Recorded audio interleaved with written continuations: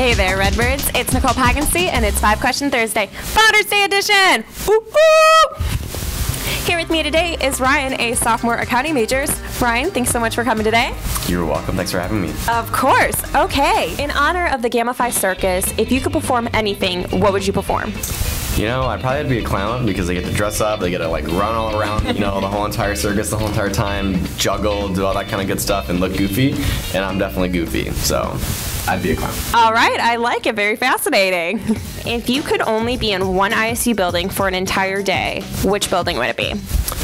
I'd probably have to say, you know, the State Farm Hall of Business because we are sitting here right now. You get these awesome team rooms, and they're great to work on, get homework done, or whatever between classes, or even bring your lunch in here, even though you're not supposed to, but I still do it. So take notes. This is a good place to learn. Okay.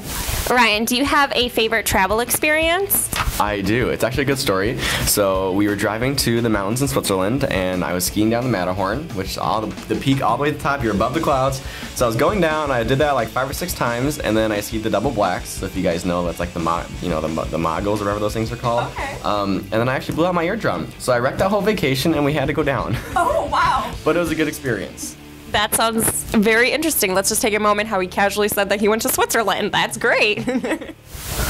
All right, ready for this? Would you rather hang out with a penguin or a monkey? Go. Penguin. Definitely because they're all soft, they're cute, and they're like, you know, they flap their little arms around and they waddle. And yeah, I do that sometimes. Okay, Redbirds, it's trivia question time. Ryan, in honor of Founders Day, what year did the name change from Illinois State Normal University? 19, I have no idea. You could give me a range. Okay, I'd say 1923 to 1937.